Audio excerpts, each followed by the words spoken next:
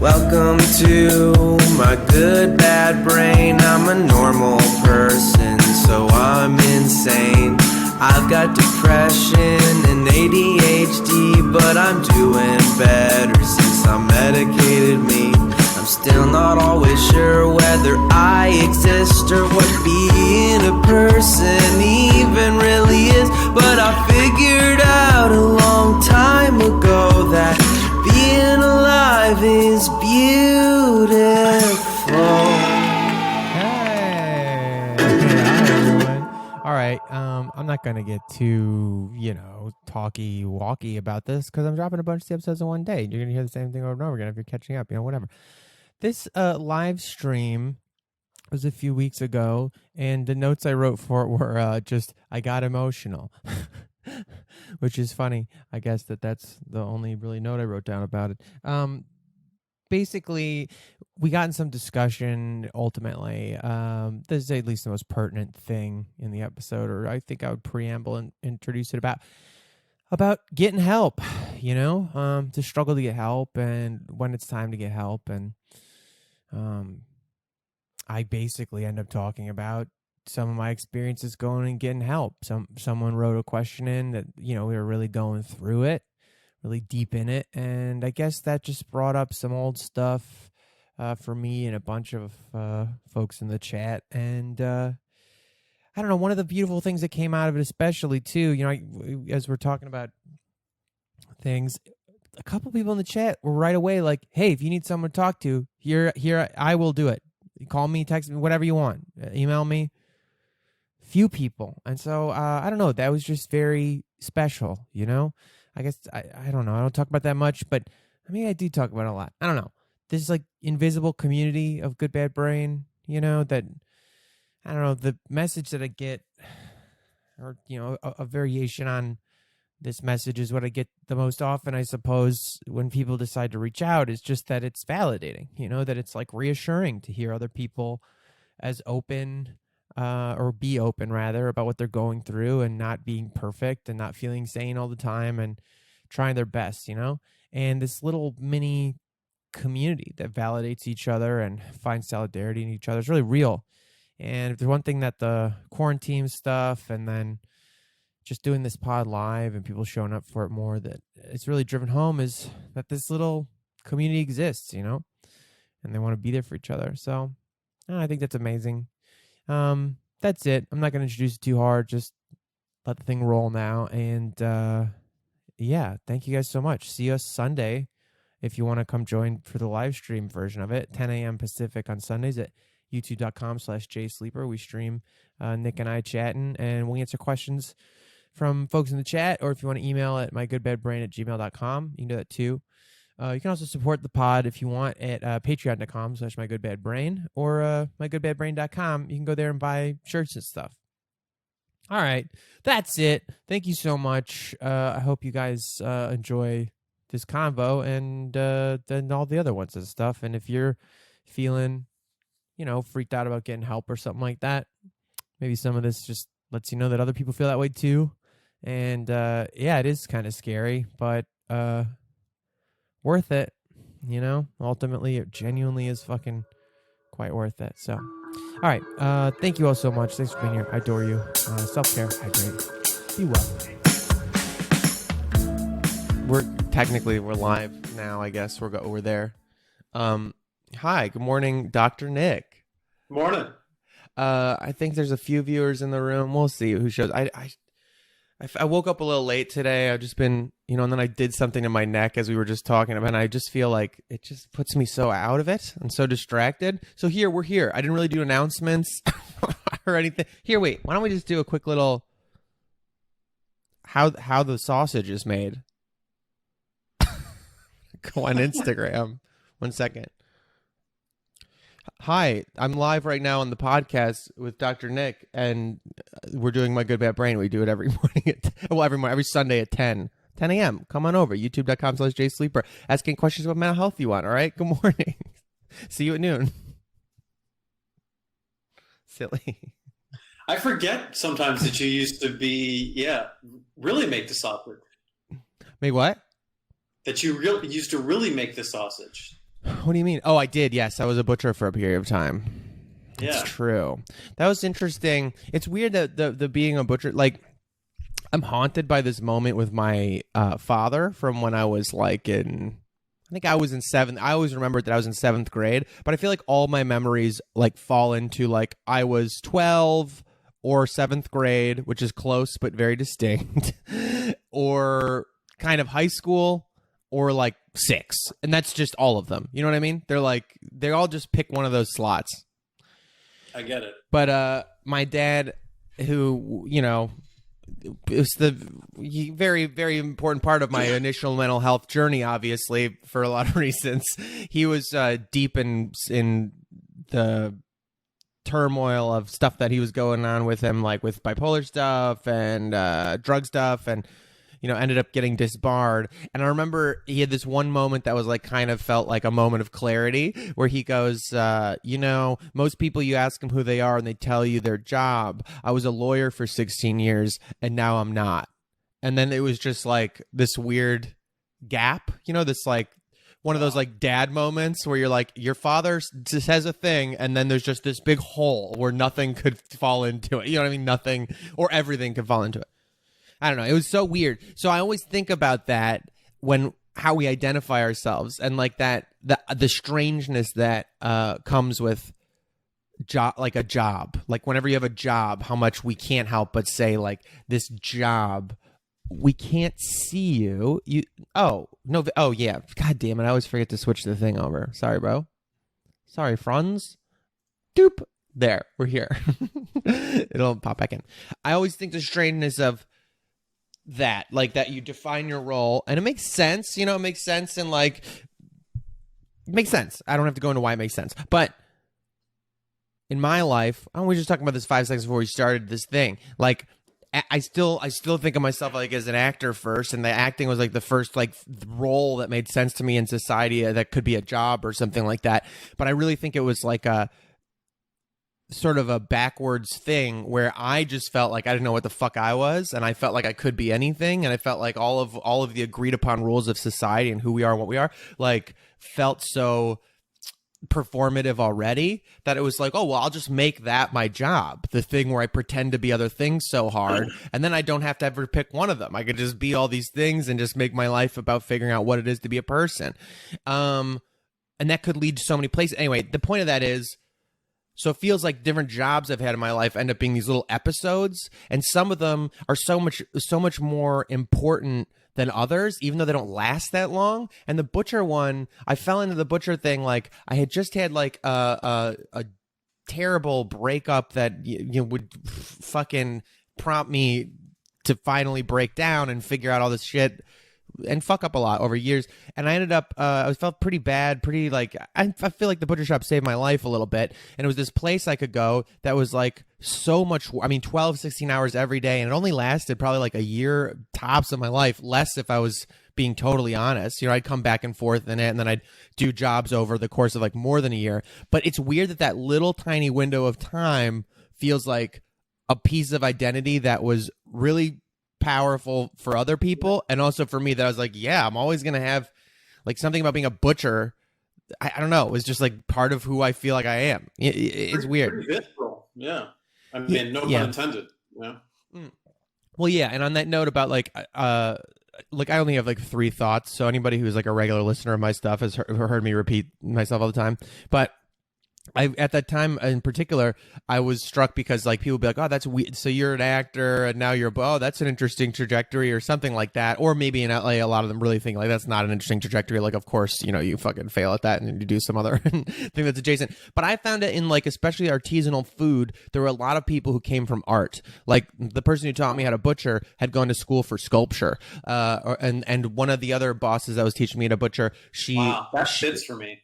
Yeah, she had an MFA in writing or English or something like that. Like they were literature, I don't know, something like that. Like they were all these like brilliant artist types who wind up making bread or cutting meat or making jam and preserves or something like that. There's a guy who wrote this amazing, he really did lean into the cooking and stuff like that, but he wrote a whole book, amazing guy named Kevin West, who is a friend, who wrote this whole like textbook on jamming and pickling and preserving.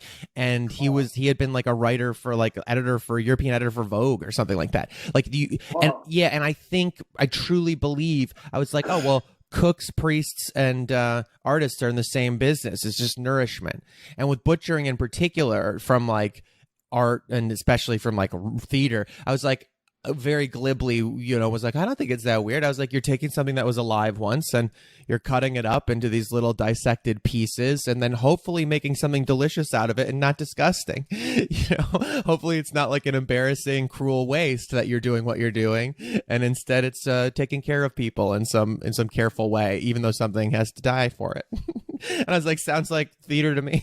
Sounds like art. I don't know. Okay, I'm going to continue on this point. I just think this is so interesting because a friend pointed this out too to me, was that there is something there's something semi-religious too about butchering, where any old text, the Bible or like epic, the Odyssey, whatever. In the Odyssey, whenever they'd arrive at a new land, a kingdom, they'd always there's always a part of the story where they'd be like, and then we sacrificed a bull for the guests, to the gods, a burnt offering or whatever. But you're like, part of that's the God thing, but part of that is like a ship of people just arrived and we need to feed them. So there's this very religious role of like the priest as a butcher as well. Like you'd kill this animal, you had to know your way around killing the animal. I mean, not that we killed animals, but very interesting to me. There's a great book called Trickster Makes This World. I'm blank. I'll just fucking find it right now. It's called Trickster Makes This World. But it kind of talks, so it's just a great book in general. Lewis Hyde is the author. But he talks about kind of when people transition from sacrificing the edible part of the meat to like the part that people don't eat as much, like the smoke became the offering to the god rather than like the actual meat, which allowed them people to like eat the meat, right? Yes. And the person who did that was, I think it was Mercury. So anyway, it just talks about how there's like, how tricking and deception and withholding from powerful figures is kind of like part of what allowed people to develop and it's an interesting story. No, that makes so much sense. Motif that runs through a lot of different cultures. Terry Bradley, hunting and butchering anything is ceremony.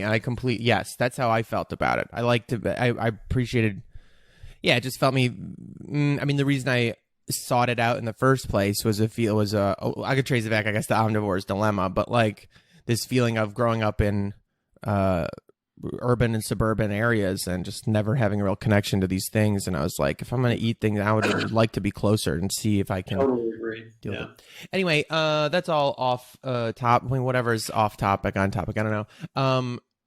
I'll just start with one of these questions that came in over the weekend. And if y'all have any questions or anything you want to put in the chat, feel free. We'll do our normal thing.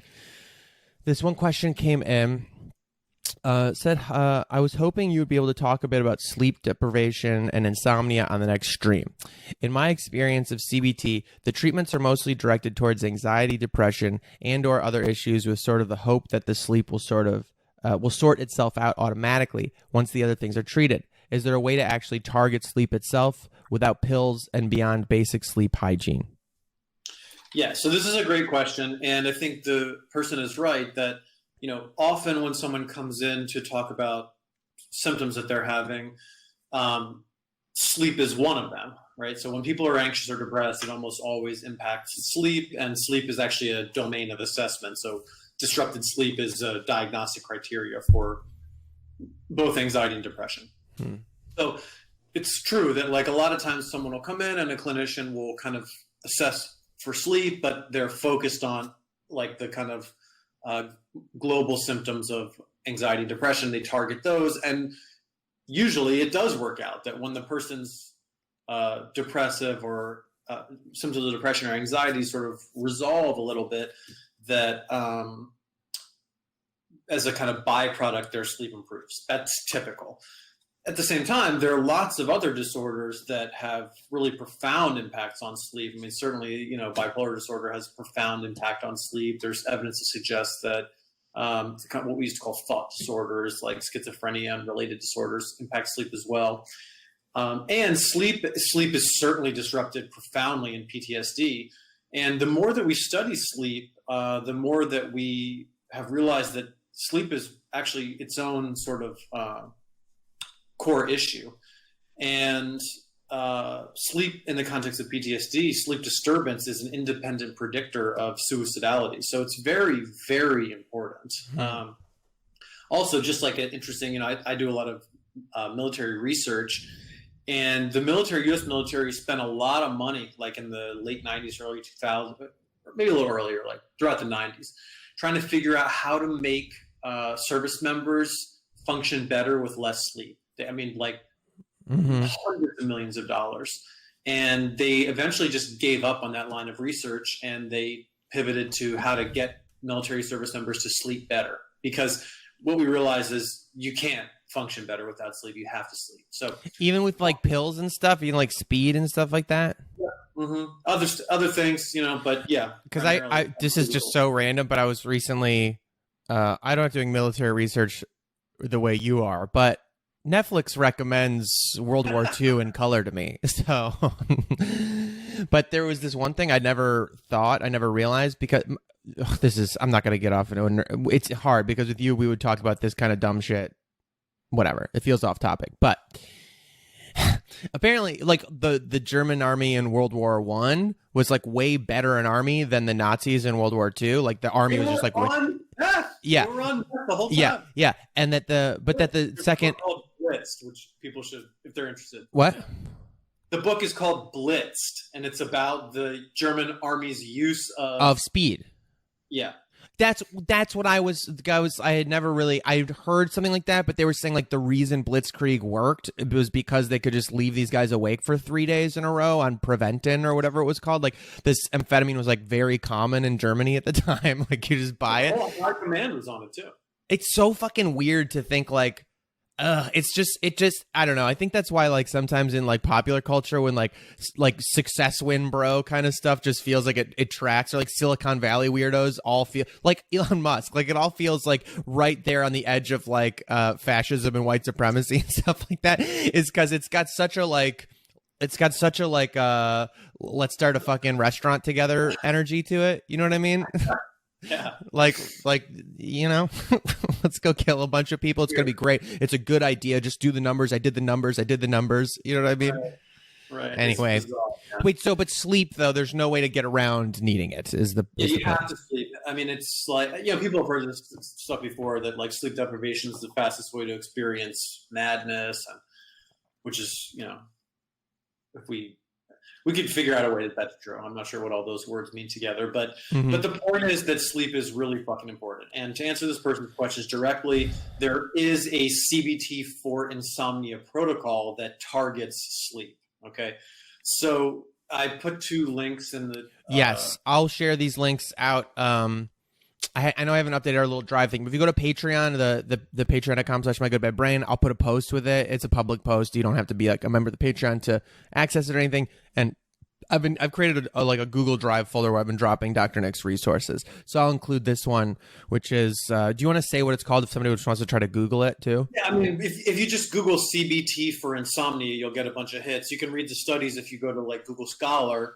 But, you know, Mayo Clinic has a nice little piece on it. Sleepfoundation.org is the one that I also put up at CBT for insomnia techniques and case study.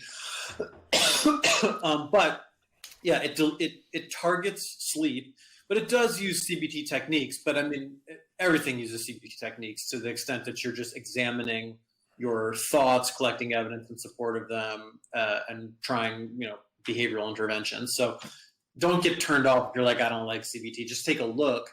What do you do? Do you have any tricks to sleep if you can't sleep? Yeah, I mean, so yeah, well, I smoke a little weed before I go to sleep. For sure, yeah. For me, but I've done that, yeah. sometimes I Quite a don't bit. do that, or if I'm traveling or whatever, or it's just time to take a break. And usually my sleep, I'll have a little trouble sleeping like the first night. And then I just reset and it becomes normal. But the things that work for me are like exercise, like vigorous exercise to tire the body. And honestly, meditation techniques, like the ability to recognize when your attention is getting pulled onto like sticky thoughts and to redirect your focus. Sometimes I don't think this stuff will work for everyone. Like I'm lucky that sleep has not ever really been like a big problem for me, but I will, there's sometimes when I'm just like, my mind is running and I can't sleep. Like that will occasionally happen. But, mostly what I'm able to do is tell myself there's really nothing more important for me to do right now than try to get some sleep. There's nothing I can think about that's more important than that. There's no worrying I can do that's more important. There's no problem solving I'm going to do right now at 1 a.m. that's more important than me sleeping. So usually when my mind starts to go do that stuff, I just can tell myself, you know what, this isn't that important for me to think about right now. And I redirect it onto the breath. But I have a lot of experience doing that because of all of the meditation practice I've done, so that kind of muscle is there for me. That's someone just said in the chat, this is interesting for me as I have narcolepsy and I'm currently fighting a sleep attack, lying here with eyes closed. So I wish we could trade problems. Are you strict with yourself about like screen hygiene, about like sleep hygiene, blue light and stuff like that? I mean, the evidence is very strong that helps. So there's really good evidence about the amount of blue light you get in. I actually heard a presentation about this at the Military Behavioral Health Research Symposium in Kissimmee, Florida last year. So turn that fucking thing off. I mean, if look, here's the thing. If you're not I'm so fucking bad about that. I like fall asleep to just watching shit all the time. Well, that's the thing. If you're not having problems, like don't worry about it. But if you are having problems, turn off the fucking blue light. I think I probably am having problems with it. I would recommend in the past I've gotten better at it because I do feel like, I don't know, I just have I feel voices like help me go to sleep. It's really weird. I don't know. Podcasts or better yet an audiobook because then you at least don't have the blue light coming in your eyes, and put some nice like noise canceling headphones on. And I mean, sleep hygiene is not a joke, man. Like there are whole sleep hygiene protocols. It's like routine, using the bed only for sleep and sex, like all of this stuff. So, if you're having problems, you should follow all those. Yeah. Someone asked, do you know if red light filters actually do anything? I wonder if do they mean blue light filters? Or red light because they only let red light in, then it's blue. I don't know, whatever. It's blue light, right? Is the mode on your phone or like night mode on your Kindle. Not night mode like the dark, but sleep time mode or the fuck it's called, where they do filter out the blue light. Right. Yeah, that stuff helps, but thinking like, oh, what like filter should I switch on my device to like sleep better? That I wouldn't go there first. Put that filter on, but do the other stuff. Like put the plug in your phone in the other room.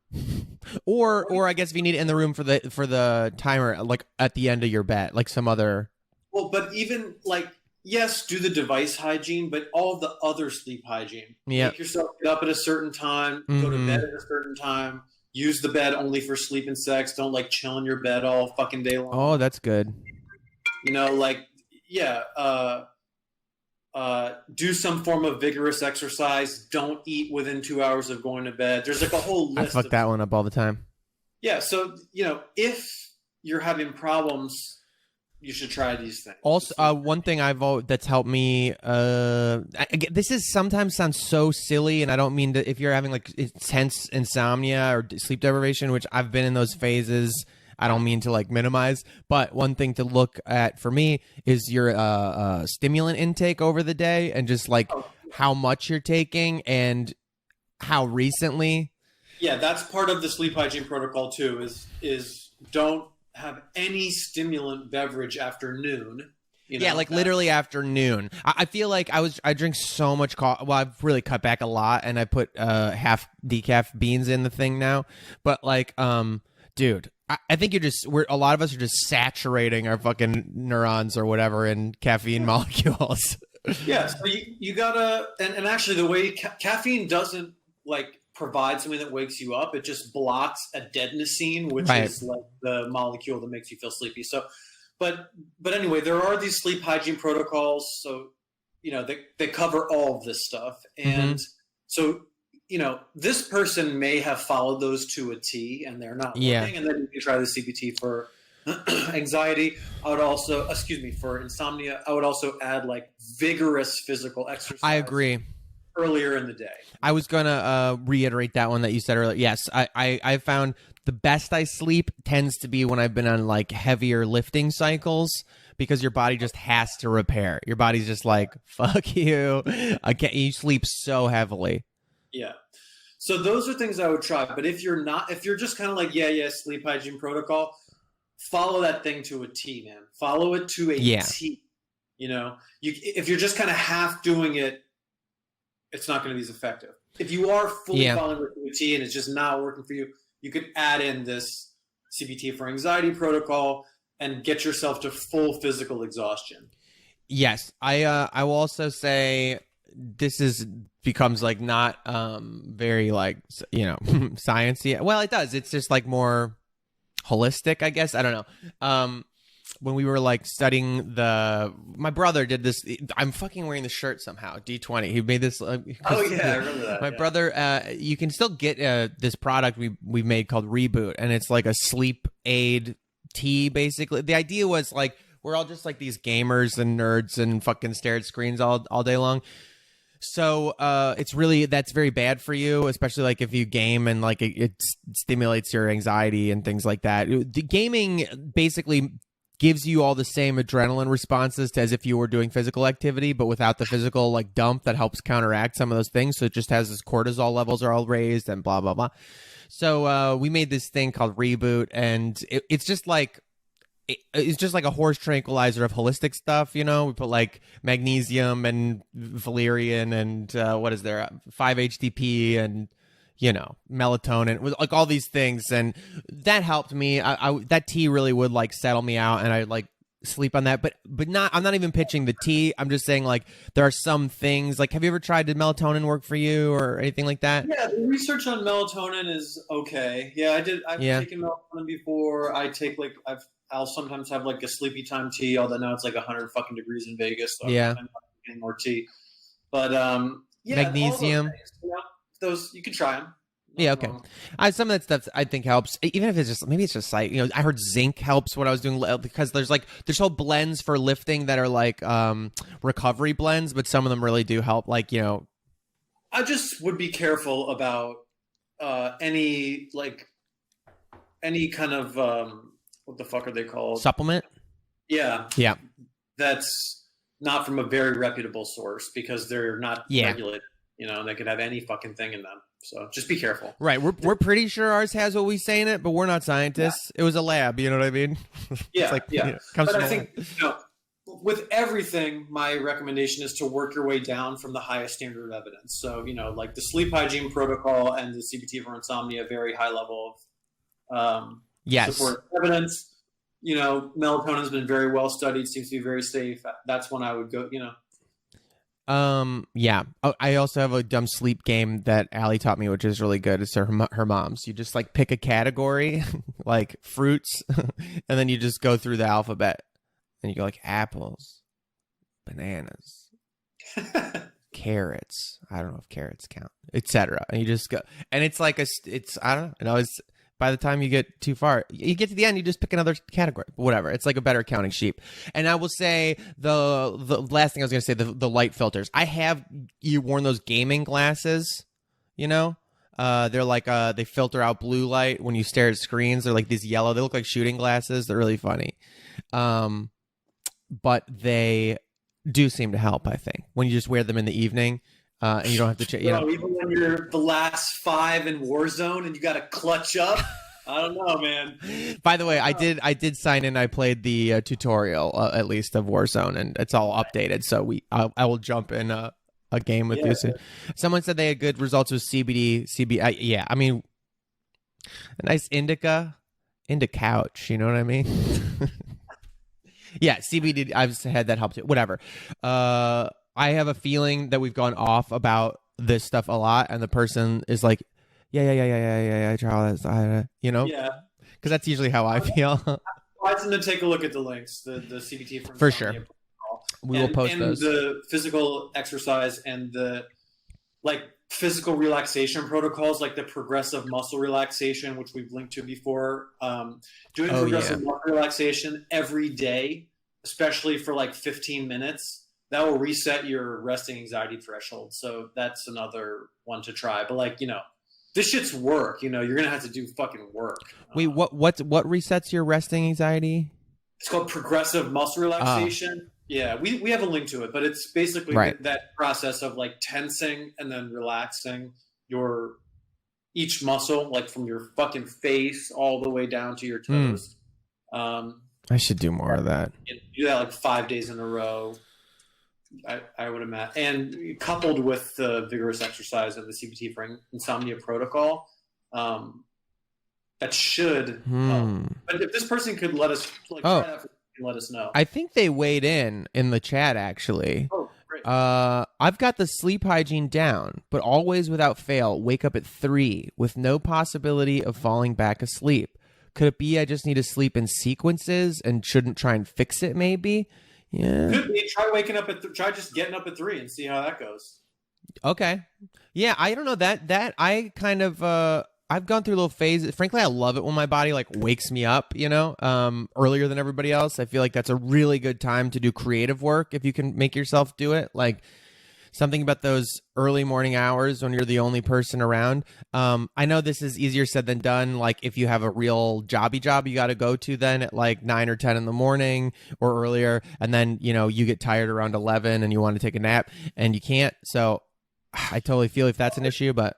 Yeah, I mean, there also is evidence that, previously people slept in 2 distinct cycles, so there would be exactly what this person's talking about, an early morning cycle where they're get up at 3 and be awake until noon, and then they would take a nap until 6, and then they would get up again. The founding fathers write a lot about that. So really, yeah. Well, I mean, look, dude, you can do whatever the fuck you want. That rocks, honestly. In a society that forces you to conform to a particular schedule. I mean. Yeah, I feel when I felt best, kind of part of this quarantine, I was doing this, I fell into the schedule of I'd wake up at 6 or something every day, just naturally. I'd wake up really early. I'd do things. I'd do some exercise. I'd end up falling asleep around 1 for a couple hours, which I never nap, but all of a sudden had this schedule. And then I'd do stuff in the afternoon, evening. And it was just maybe that's, I don't know. I was maybe there's a reason siesta exists in a lot of the world. Well, there's no reason to. I mean, the thing is, we also moralize this, like everything else. Yeah, we're totally. Oh, you're bad if you stay up late, and you're bad if you sleep late, and you're good if you wake up early like a good boy. That's all nonsense. It's all just social conditioning. But if you live in a life where the social conditioning is important, then you got to fucking do it. Right. So this person, they already have sleep hygiene down, which is awesome. But the CBT protocol for insomnia is different than that. So it includes the sleep hygiene, but it includes other things too. So check out that CBT for insomnia protocol. Part of that though is if you do wake up and you just cannot go back to sleep, just fucking get up. Yeah, just give it a shot. Just see how your rhythm plays out. All right, I like that. All right, I'm gonna go to this other question or statement question. I don't know. It's a very relatable situation. Sorry. Well, they asked another question. So let's stay on sleep really quick here. Could it be harmful to just get 5-ish hours of sleep a night? I mean, so if we think about the normal curve again, most people will see cognitive performance deficits if they're not getting closer to 6 to 8 hours. But people are different. There's variability, and this person might be on one of those standard deviation tails, so you will know, you will see if you are, getting 5 hours of sleep a night and it's working for you after a couple weeks. Congratulations. You're a very lucky person, and that could be working for you. If, you're starting to have performance problems and you're not doing that well, then, you could think about some other interventions. But I find kind of also what you said, the whole let it ride thing kind of Sometimes it just resets you. Like you'll start just falling asleep earlier. You'll get your 5 hours of sleep because you woke up at 3 the first few days or week, and keep going, and then suddenly your body like, okay, now we go to sleep at like 10 or whatever normal time. Yeah. 9. And look, people are different. I mean, there's some people, I think there are far more people who are like, I'm fine with 5 hours of sleep or 4 or 3, and they're really not. But there are some people who perform well, with that amount of sleep. That's me, bro. I'm an animal. Hustle hard, grind every day. Our sleep needs also change as we get older. Older adults sleep less than younger adults. Obviously, teenagers sleep all fucking day long because their bodies are growing. So there's really a lot of variability. And I think you've got to do the evaluation, individually in terms of your performance and how you feel. Yes, our regenerative systems, as they succumb to entropy, no longer need to rest as we approach the cold embrace of the grave. What a thrill. On that stupid goth note. Okay, this person submitted this situation. It's this one's gonna be a little tough maybe for some people to hear. It's I've been here. I'm grateful. I don't think I'm here right now. But I say that, but it's like 2 weeks ago, I was in a really bad depressive episode, and it happened. This is one of those things you might battle your whole life if you have depression, which, again, I'm not diagnosing. I couldn't, but reading it, I was like, that's what depression feels like to me. And I get that pretty regularly. So less than I used to. I'm going to just share this, whatever. This person wrote, most days I feel like an empty shell. I spend so much of my time and energy trying to fake positivity and happiness with my family members and friends, but I'm beaten down and I wish I could disappear. I'm always looking for an escape, no matter how temporary, just to give my mind a break. I feel like I am nothing and my entire existence is useless. I pour myself out to fulfill others' needs around me because I have to, but there's nothing left for me. I don't want to die and I'm not trying to, but what a relief it would be. I'm so sorry this is so heavy. Thanks for listening. I don't apologize for that. Real quick. Just don't. There's no apologies for that. I'm like getting emotional. I read it to Dr. Nick before to give him some preamble of things we might talk about today. And it's weird. I just can't speak publicly without my emotions being more heightened. That's a very powerful thing to share. It's very difficult to go through that. I've been there a lot. I'm going to let Dr. Nick respond. Yeah, so I want to say thank you to this person for sharing this with us. And there's just absolutely no apology necessary. This is what we're here to do. So a couple things. This person sounds depressed, and I would urge you to go and see a therapist. It's critical that you do that. Okay, it's really, really important. And you deserve to see one, and you deserve to feel better. And please make an appointment, or it sounds like you're fucking tired. So find someone who you trust to talk to help you make an appointment. Okay. Yeah. The other piece is, we're not going to be able to do this now, but the other piece is, it sounds like this person's interpersonal boundaries are pretty porous, in some cases, and then very private in others. So it's, if you're pouring yourself out to everyone else because you have to, maybe you're a mom or you have like a lot of responsibilities. I can just tell you, one of the things you're going to have to work on is your interpersonal boundaries, because you're going to need to set firm boundaries, because it's not working. The strategy that you're using, pouring yourself out to others because you have to, it's not working. It's not working for you. It's not working for them. It's got to change. Okay.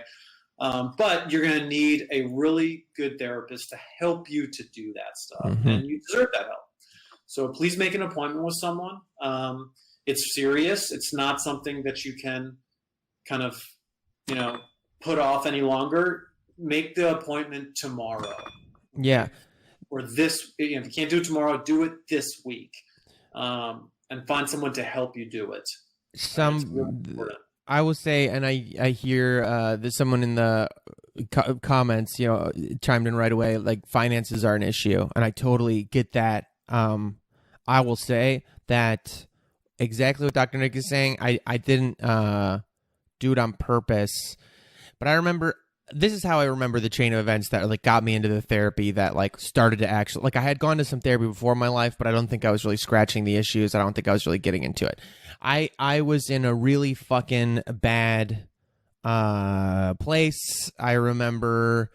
I'm glad that I had a group of close friends that I could text a group chat like, hey, a string of things that the tone was different than it usually was for them, I guess. And I was like, I just said basically exactly what you said. I just don't know why I'm alive. I don't really know what the point of being alive is. And the language to me also, again, I'm not a fucking doctor, but like things that I've just noticed as patterns when other people seem to talk about depression that resonates with my own experiences of depression is when you start talking about like feeling like nothing and then the words existence entering in there, like, do I exist? Do I not exist? What's the fucking point of that kind of shit.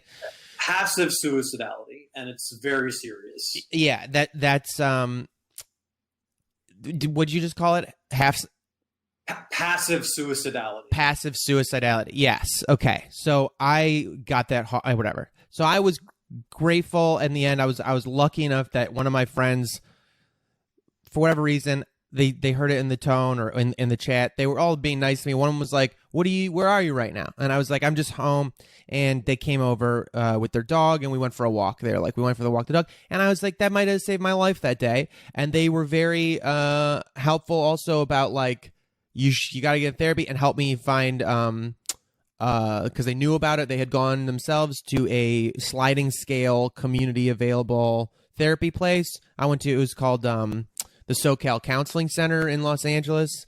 And I went to the SoCal Counseling Center and it was terrifying. I didn't think about it at the time. I was just like, I made the appointment for the intake. It was $50 for the intake, which I know can be, even that can be a hurdle, and it was for me at the time. It was fucking tough. I was like, I don't know. Sometimes I think back and I'm like, I don't know how I even lived. Like you think about how much money you're spending on drinking and stuff like that and knowing how the end of the month always was. And who knows, but somehow I found the $50 and I think they'll always help you if you're in crisis. They won't turn people away if you're in fucking crisis. They just don't do that. You know, there might be an imaginary bill, but they just don't do it. I in my experience, whatever. So I went to my appointment. They had me, and they did my intake, which is when they find out if it's like a good idea for you or not. And I remember sitting in that fucking waiting room and I felt like crying just sitting there. And I was like, to this day, I describe it as I felt like a dog at the vet. I just felt like I was so fragile and shaky and like my tail was between my legs and my fucking ears were back. And I was just like, and I'm sorry, I was just a very emotional person and I kind of like have reactivate things. I come back to them very easily. So I went in the room and I talked to the lady doing the intake and I basically said the stuff you're saying and I just started crying. I couldn't not. And they usually like wait a long time. Like there's a few weeks, you know, these sliding scale places are tough because there's like a lot of people like us need help and the resources aren't always there. As Dr. Nick has said several times before, if you're very poor or very rich, then there's some actually great resources available to you. But if you're in the middle there, it's really hard. It's expensive. It's prohibitive. There's a lot of people who need help. It's tough. So, she was great and heard me, saw what I couldn't see because I felt very numb to it. Also, I just felt like this is life, you know. You're just like that. Then you don't think of yourself as like dangerous to yourself or anything. I just like, yeah, this is just what life is. Right? It's fucking terrible all the time, and nothing has any meaning. And you're not sure if you even exist, and who cares? And she said, "You're in crisis." She's like, and for some reason, even that just started to like crack me. I was like, this outside person who didn't even know me, being like, "We got to get you in here. You're you're in a lot of trouble." And I was like, yeah, okay. They got me in like later that week and I started therapy. I think $20 a session, 20 or 25, because they work with you. They're like, what can you afford? I think part of it might be money. Part of it might be like that the center needs money. But for me, I think that part of it is like they want you to be committed. Like, are you really coming to do this? You're like investing literal money in the time and then literal time to get to the appointment. And that was the big click for me, was like people who have a thing like my father always had with like, I'm always smarter than my therapist. That's just about you not clicking into the thing. It doesn't have anything to do with who your therapist is. Like, are you there to work on yourself or not? And I was just so desperate. I needed it so bad at that point that I guess I was. And I started going once a week and then trying to do this stuff in my life. And it helped me a lot. It was years before I would go switch over to try a psychiatrist. But that is the therapist ultimately who recommended psychiatry to me and thought like maybe you're a candidate. And months, I don't know, years, I think it was years before I even tried that. And she was who I called up to say, do you have a recommendation? And gave me you know what I mean? Like that therapist was a big, important part of my life. And this person in the chat has added, you know, I don't want to. They wanted to stay anonymous, so I'm trying to keep it as anonymous as I can for them. But some, you know, there's a fear that exists that I'll open up and I'll tell a therapist these thoughts, and they'll just ship you off to an inpatient facility.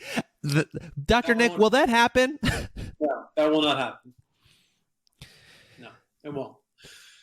We like restrictive inpatient facilities they're so rarely used that's not going to happen. Even people who are like, okay, so for example, when I worked with in DBT, right, in dialectical behavior therapy, people with borderline personality disorder who are very suicidal, our goal is to keep people out of inpatient settings. That's our goal. So you're not going to, even if you say that you have intermittent suicidality, you're not going to go get shipped off to an inpatient facility. That's just not how things work anymore. Yeah.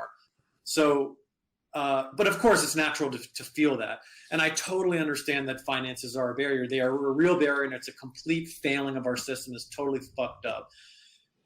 This is why I'm asking you to recruit an ally to help you, because it's going to take hours of calling around, doing internet research, feeling frustrated, feeling like, fuck it, I don't want to do this. Like, you're going to go through all of that.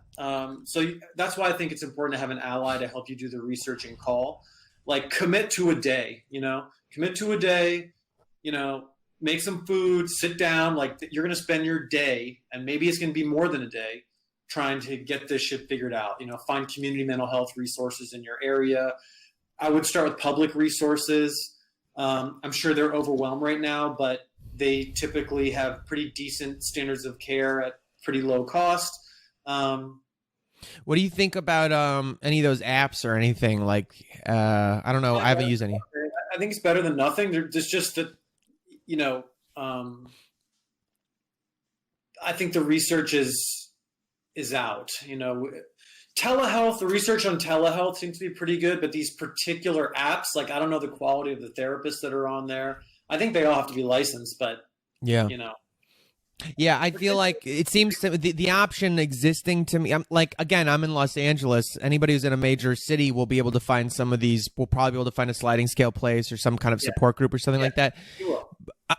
I want to say this too. I don't know. This is not official advice, and Dr. Nick can like say what he thinks about it. But for me, I don't know what your situation is either. But I went to Al-Anon for a little bit, which is like family members of addicts and or loved ones. They say, it's for anybody with a qualifier. And if you live in LA, I always joke like, you throw a rock, you got a fucking qualifier. You have an addict in your life somewhere. And addicts and stuff, it's to me very close to codependency stuff, and I think it's very contagious. It can affect you very poisonously, and if you are, based on some of the things you're describing about boundary issues and how intertwined you are with your support network, I'm just throwing a rock in a dark place that you might have a qualifier in your life. Either way, that's a completely free resource, those 12-step groups. And group therapy, I think is very effective, or can be. And Al-Anon I felt like a wonderful resource to go and speak about things I was going through and hear all these other people who when you hear your experiences and thoughts come out of a stranger's mouth and go like, oh, I'm the only fucking one I thought who has that. And then you realize you're not. It's very powerful. I mean, I don't know why I'm so watery about it this morning. Well, because I'm scared. I'm scared for you, and I was scared for myself. And nobody should fucking have to live like that. Somebody in the chat goes, I had a similar moment when I first opened up about self-harm. I felt very blasé about it. But the therapist, said something like, we want to help you stop this and stop doing something potentially fatal. And I realized, shit, I remember that was my first therapist. Again, another moment I always repeat, but like was fucked me up, was I was like, one day I was like, I don't even know why I'm here. And they're like, what do you mean? Because I was a very young man, you know? I was like, because I know I don't have any real problems. I know I'm like a good looking white straight guy in America. I don't have any fucking real problems. And I'm doing, what am I just here? It's just, it's really hard to be alive some days. It's really hard just to breathe. And they just stopped and they just were like, that's a real problem. I was like, the first person who fucking said that and made me go, oh my God, it is okay for that to be a real problem. It fucking sucks, to live like that and feel like that. And I don't know. I don't like the phrase. I don't want to say you don't have to, because literally you wouldn't feel that way if you didn't feel that way. Like, you kind of do have to. Your body and your brain are doing that. But there's a way to change it potentially. Allie dropped this on my desk too. Open Path Collective. She says it's a sliding scale place. I don't know if that's also local LA. I'll ask her later. But that's another. Someone said, my local public university has a community mental health clinic where PhD students can provide services to the community at a lower cost. Do other universities offer this? Well, it depends on the university. Most of them will have their trainees in the mental health clinic for students. Not all universities are going to have community facing provider networks, but most big universities have some integration with the community where they're providing some services. And also trainee therapists, their outcomes in general are just as good as kind of veteran therapists. So don't let that put you off. Trainees can be, because they're dedicated. They're fucking reading the research and they're getting great supervision. They're not burnt out. So, their outcomes are good. Allie, is this in LA or where is this? It's like a database of people who do sliding. It's like a website thing? Mm-hmm. Yeah. Okay, she says this thing, Open Path Collective, is a database of sliding scale places. So you can go, if you Google Open Path Collective, I guess you can find resources potentially there. But find a friend. This person in the chat, find a friend to help you, because it's going to be tiring and it's going to be a fucking pain in the ass to do this. Yeah. Yeah, for sure. You got to do it, but find someone to help you. Even if you listen to this pod, I mean, there's a good chance my favorite thing about this fucking group is it's not a huge podcasting thing or something, but there's a group. Solidarity and fucking validation, I realized, are the point of this thing. And with this Quarantine Calisthenics we're doing, there's a group of 10 or so people in there, or 15 people who are really here. And I wouldn't be surprised if you got nobody in your consistent life, that somebody around this group might just be able to check in with you or something. It's, I just don't want you to feel like you're alone with this. There's, this person, is there a way to find local to them? Yeah, I believe so. And they're in New York. If you're in New York, even if you're not in New York City, I'm pretty sure you're able to find something that you can get to. I guess I haven't checked it out, but check out this Open Path Collective. I'm going to Google it right now. Yeah, big cities like this are going to have better public mental health resources. And so it's hard to navigate the public mental health resources, but they're usually good because they have high standards of training, and it's hard to work there, because they have good benefits and stuff. So they have good therapists. Can take a while, but. Well, go check out. I just Googled it briefly, and it does look like it might be a pretty good resource. Is this Open Path Collective? The front page has a enter your city or zip code thing. It says online therapy is available. I don't know. Check it out. It says as long as there's financial need. It looks like check it out. That might help. And then there might be other. I'm sure there's resources if you type in just sliding scale and where you live, sliding scale therapy. And then again, that is why I mentioned the Al-Anon thing, is just because 12-step programs are just gatherings of people that are totally free. And there's coffee and cookies sometimes and stuff, and it's just nice. To me, I mean, I noticed in my life, a lot of 12-step people end up in my life like as close friends, like sober people and stuff like that. And I think it's because I'm a little bit weird and I'm definitely a lot open, and 12-step people are ready to fucking go there right away, all the time. They'll talk about anything. They won't judge you. And if they do judge you, they put it way back behind everything else. They're able to bury their judgment and just be there because they've been where you've been. They know what it's like to really feel like that existential, that at death's door feeling, and they won't fucking dismiss it. Sometimes they'll be a little harsh. Sometimes they'll be a little crazy. All 12-step people are different, blah, blah, blah, blah. But there is, I think, an understanding and an acceptance from within the circle. There's less fear and less shaming, for sure. Completely. So I don't know. That's why I just mentioned that one, because I know it's not official therapy or anything, but it's free, and there's 12 steps like all over the goddamn country, like everywhere. Yeah. Man, I don't know. That's tough.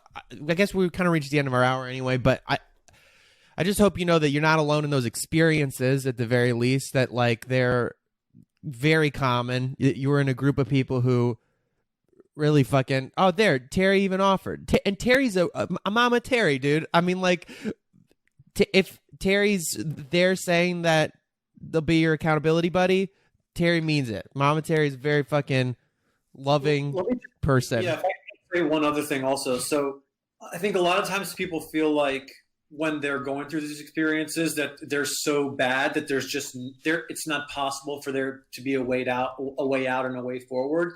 And let me just reassure you that there absolutely is a way out and a way forward, and that even though you are feeling like this now, it is entirely possible, and not just possible, but it is likely, if you go through these steps and processes, that you will feel better. Mm-hmm. You absolutely feel better. You can absolutely have a new way of managing and dealing with these issues that are making you feel so horrible. And you can emerge from this. You can emerge from this, and you can emerge from it and not go back. Yeah. Absolutely. And Erica also offered. Erica, thank you so much. Like Terry, like the people in this group really are like pretty sensational. I think everybody kind of relates to each other on this like very human level of seeing that fucking void. Yeah, man, it's impossible when you're in it to believe it'll ever end.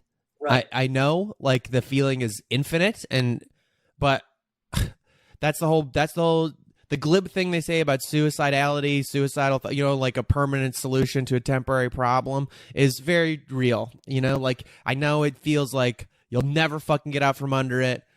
The idea of existence, hey, I don't know, may never make sense. It still doesn't to me, but it's like that's the whole point of bad faith, good faith existentialism, is if you can just always try to tip yourself onto the side that says nothing means anything, this makes no sense, and that's why it's so beautiful and special. Like it's a one in infinity chance at like this, feelings of love or eating a piece of pizza and getting to feel what that tastes like. And that's the whole stupid don't kill yourself list I do, is just to remind me of these dumb things. Like I can find infinity in a cup of coffee. Like it's just so good. It's so poetic and perfect. So I try to like latch onto those things. But I promise you, like even if you're in the deepest despair where you can't taste anything and you can't fucking feel, like, because I've been there, it will go away. And I know time makes no sense, and I love poems. It's easy to go like, there is no end to it in that moment. I know, but you'll reach a new infinity where it will be something good, or at least not just fucking agonizing. And so I'm always just like, for sure. I know it's impossible to believe, but there's a better feeling you can get to. You can get there. You can absolutely get there. It's going to be a struggle to get going. Yeah. It's going to suck. There's an analogy in DBT, which is like there's an aluminum ladder out of hell, and like right now you're in hell. You're in hell. It's burning. It's fucking horrible. It's super hot, but you're there. And as soon as you start climbing up that ladder, it's going to feel worse because it's hot. It's hotter than where you are. But if you just keep going up the ladder, eventually it will cool down. If you hop off the ladder because it's hotter, you're stuck and you're going to have to go up that motherfucker again. But damn. you keep going up it, there's going to be that period where like the flames of hell where you are have heated up that metal and it's worse to hold on to. But if you just keep going up it, it will cool off and start to get better. That's so good. And you can do that. I've never heard that, and that's so good. And that's I always feel like that's the toughest thing when I have a friend I don't want to, recently in my life who like that's the scariest part for everybody who loves you too, and everybody who meets you and knows you and relates to what you're going through, like will love you.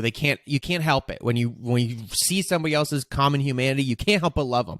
And it's the scariest thing when you're trying to convince them. That's a great analogy that like it's going to feel harder. Like the first barrier that comes up as you try to get yourself help or something like that. Maybe it's even trying to find a friend who will sit with you. Maybe it's trying to find the time in your schedule when none of us can afford any fucking bills and you have to go work and you're just like, I can't take a day to eat food and look at this stuff. The first barrier is going to feel like a sign from God that you're supposed to die. Like, you know what I mean? It's just going to feel, and that idea of the burning ladder is so fucking real. You just got to keep climbing. Your fingers are blistering. You just got to fucking, don't even have faith in yourself. Just listen to the words other people are saying and just keep fucking moving up out of it. Because depression is insidious, right? There's this thing called the economic theory of depression. I won't go into it. It's very cognitive, but it's very good.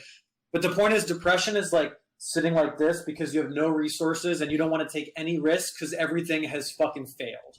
And as soon as you take any risk, move at all from this position where you're just barely hanging on, it's worse. Like, oh my, it's worse. It's worse. It's going to feel worse. Yeah. You have to do it. You have to do it. And then it will start to feel better. It will. Yes, I definitely will. Yeah. Please follow up with us. Please do. Please do follow up. Send another email. Let us know what you're doing with what you're, maybe where you're searching for. Just, you can send it to my Good Bad Brain again and stuff. But please also, you got two fucking Good Bad Brains out there right away who offer, and I'm sure that they'll be there if you want. And if they're not, don't take it as a sign that the God hates you. It's just life. It's just that's how it's gonna go. You know what I mean? What was that? You were making me think of something earlier.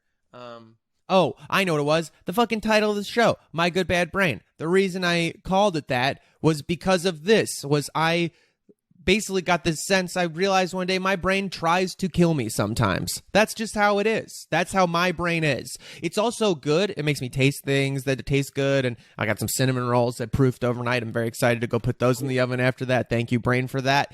But also, for some of us, my brain tries to fucking murder me sometimes. And I think it's in kind of a funny, like, weird drunk uncle, like, who's like conspiracy theory nut kind of a way that, like, I think my brain like just thinks I'm a lizard person sometimes and is just like, they're coming for us, and like locked and loaded with one in the chamber, and I'm like, whoa, you gotta go to bed, Uncle Jarrett. You know what I mean? But my point is, like, just realize it's not you. It's not like who you are. It's just a thing you're going through. Okay? And you're going to survive it. That being said, coffee, sandwiches, lavender soap, always number one on my fucking, on my don't kill yourself list. But, like, I don't know, that helps me. Again, not real stuff, but, like, don't, of course, nobody's going to hate anybody for not reaching out. Sorry, that somebody said in the, no, that's not how this works. You should just know that people are there if you want it. If you feel like you want it, it's there. Don't worry about it. It's not like about you. That's like, so I'm laughing because that's how it feels, right? Like, that's how I feel. Is I'm just like, I'm bad. Allie and I joke about this stock photo we found once of like a toddler. Who knows why they took the photo? It's a toddler with a punching glove on, punching themselves in the head, and it's like the saddest fucking stock footage I've ever seen in the world. You're just like, who even made you pose? Who made you do this? Because that's who we are. A sick person. This kid just looks so fucking sad, punching himself in the head with a boxing glove, and we're just like, that is how it fucking feels. Is you're just like punching your fucking little sweet baby head. You didn't do anything wrong. It's fine. Stop. You're not bad. Anyway, I just want to point out, though, not to get too real here, but of course, it's not bad for you not to reach out, but I think this is a small window into part of the problem here, which is like feeling, back to the boundaries, feeling like you have to do all these things for other people in your life, but there's a barrier to asking for help for yourself because it's hard, maybe brings up feelings of shame. maybe brings up feelings of intense vulnerability, may have been let down in the past. So even that reluctance to ask for help from people who are volunteering it's not bad.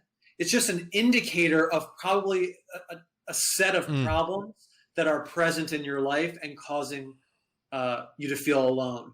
So, we're getting a little tiny microcosm of that just in this interaction. So I think what's good about that is it points to a road towards change that's going to be really hard to get down, but that's available. Does that make sense? Yes, it totally does. I like the point of that.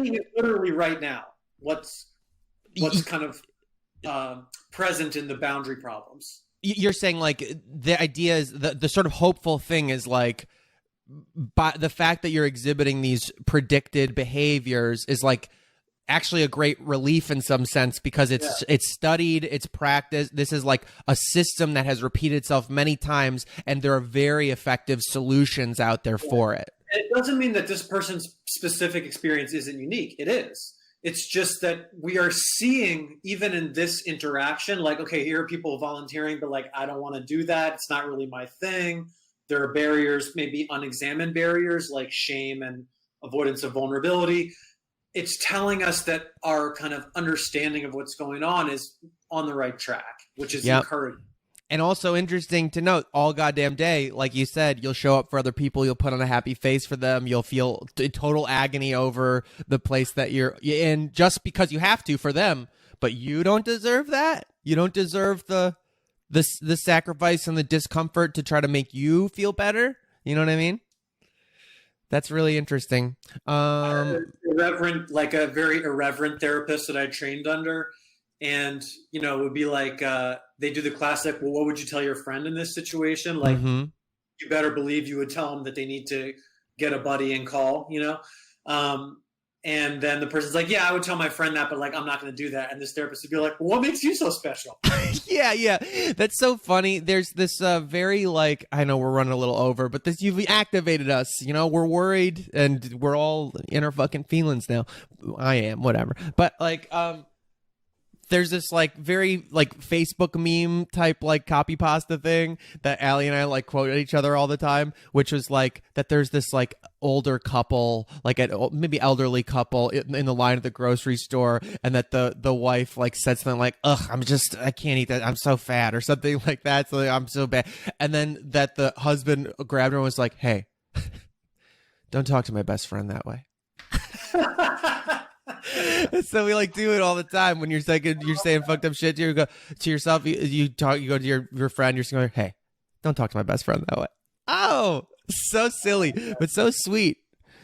Hey, don't talk to my best friend. You know what I mean? We're bonded in this fucking pain.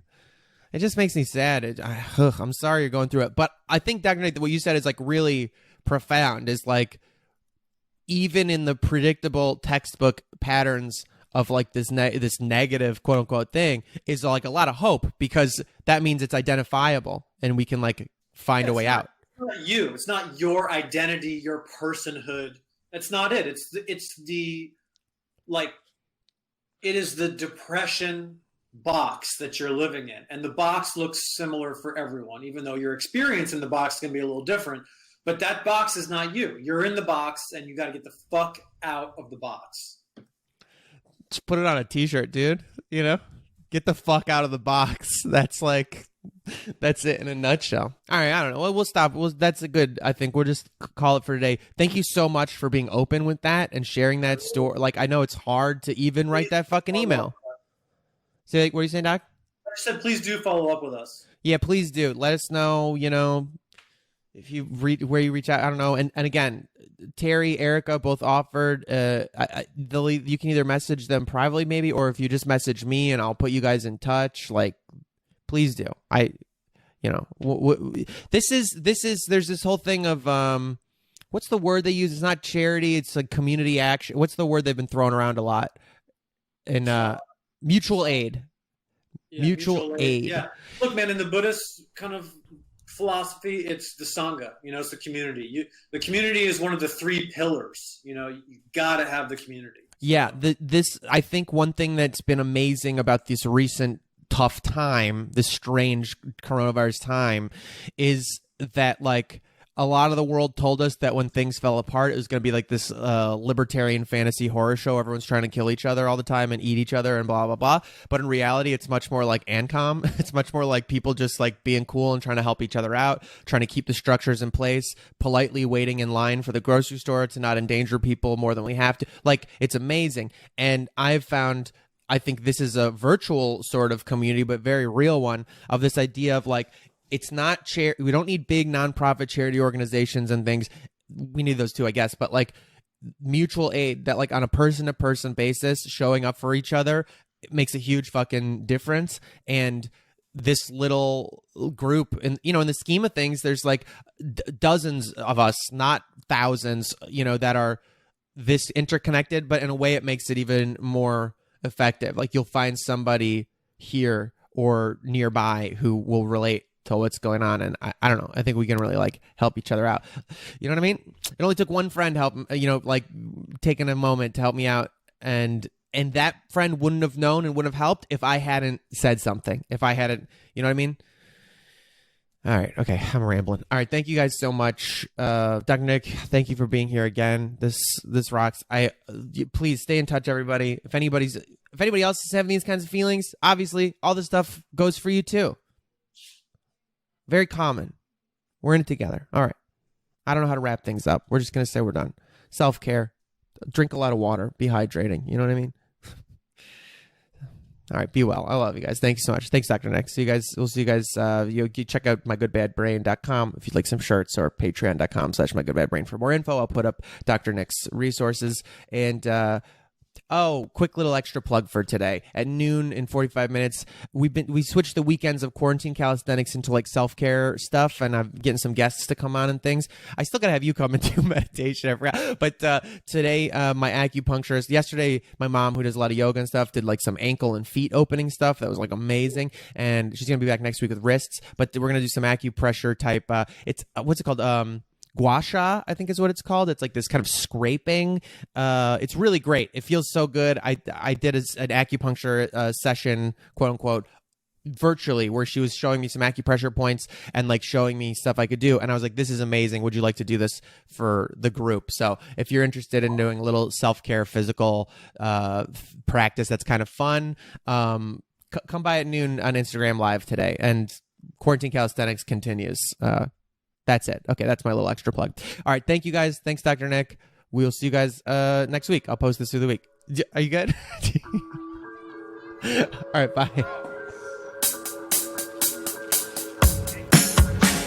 All right. Thanks for joining us, guys. My Good Bad Brain is a production of Mind Jam Media. That's my little media company. Thanks to Coda for making this theme song with me. And that's it. mygoodbadbrain.com. Patreon.com/mygoodbadbrain. You're the best. Have a good one. Self-care. Hydrate. Be well.